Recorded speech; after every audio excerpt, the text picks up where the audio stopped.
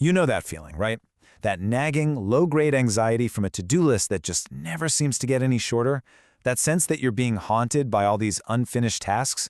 Well, it turns out that's not just a personal feeling. That's actually your brain, working exactly the way it's supposed to. And the reason why starts in a pretty surprising place: a busy cafe back in the 1920s. So picture this. It's the 1920s, and a psychologist named Bluma Zygarnik is sitting in a busy cafe. She notices something fascinating about our waiter. He can remember every single complex, unpaid order for a dozen tables. But the second a customer pays their bill, poof, all the details just vanish from his mind. So what on earth is going on here? Well, this became known as the Zygarnik effect. See, our brains create this kind of open loop, this psychological tension for any task we've started but haven't finished.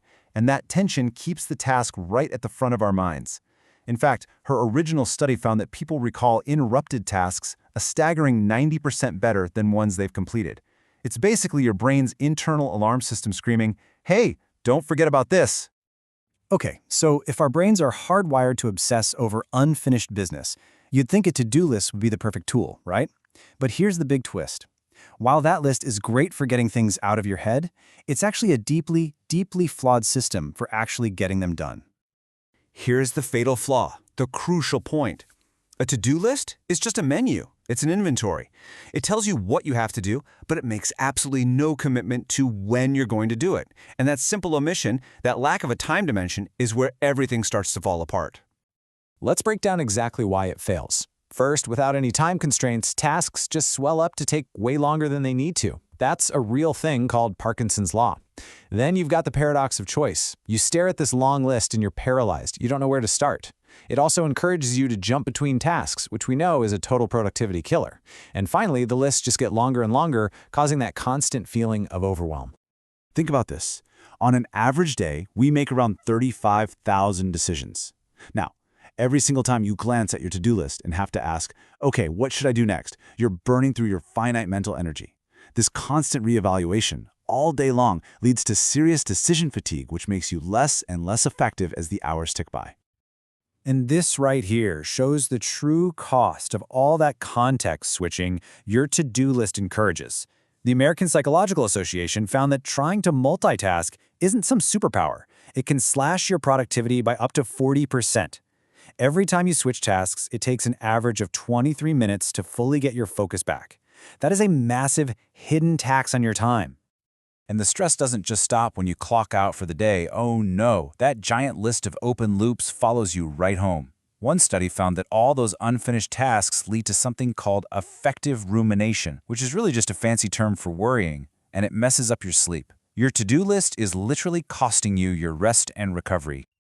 Okay, so we've established the to-do list is the villain in this story. So what's the solution? What's the hero? Well, it lies in a really simple but incredibly powerful psychological tool that bridges that huge gap between wanting to do something and, actually doing it. It's this idea of an implementation intention. Instead of a vague goal like, I'll exercise more, you create a super specific if-then plan. You're not just hoping it happens, you're preloading the decision for your brain. You're telling it exactly when and where the action is going to happen, which removes all of that friction in the moment. And the results are, well, they're just incredible. Look at this. In one study on exercise habits, people who just had a goal had about a 38% success rate. But the group that made a simple if-then plan, a 91% success rate. It's a night and day difference. By pre-deciding, you basically put the behavior on autopilot. It makes following through almost effortless. So this brings us to the hero of our story, time blocking. This is the practical, real-world way to apply that if-then thinking. This isn't just another productivity hack. It's a whole system for turning your intentions into actions, and it directly fights back against all the biggest flaws of the to-do list. For starters, it tackles a huge cognitive bias we all have called the planning fallacy. We are, as a species, universally terrible at guessing how long things will actually take. Research shows we consistently underestimate how long a task will take by 20 to 40%, and a to-do list just lets that unchecked optimism run wild. And this isn't just about planning your afternoon. This happens on a massive scale. The Sydney Opera House was planned to take 4 years. It took 14. An academic textbook estimated to take 2 years ended up taking 8. Time blocking forces you to get real by making you fit your tasks into the finite, visual blocks of a calendar.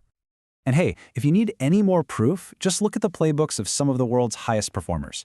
From Benjamin Franklin's legendary daily schedule to Elon Musk's famous 5-minute time blocks, the pattern is crystal clear. These people live and die by their calendars, not by their to-do lists. They schedule what's important and they leave nothing to chance. This quote from Cal Newport just perfectly quantifies the incredible power of this system. A structured 40-hour week can get you the same results as a chaotic 60-plus-hour week. It's all about working smarter, not just longer, and the efficiency gains are absolutely enormous. So, does all this mean you should just tear up your to-do list and throw it in the trash? Well, not at all, actually. The ultimate system isn't about choosing one tool over the other. It's about using each one for what it does best, in a really simple, integrated way. Here's how it works. It's a simple 3-step system. Step 1, capture. Use a list to get all those open loops out of your brain and onto the page. Step 2, filter. Decide what's actually important. And step 3, the most crucial one, execute. You take those high-priority items and you give them a specific home on your calendar. You're giving your most important work a time and a place to live. Ultimately, it really all comes down to this one single powerful question. A list is just a storage unit for your intentions. A calendar is a commitment to action. Your to-do list knows what to do, but does your calendar know when? By making that shift, you finally tame the tyranny of the unfinished task.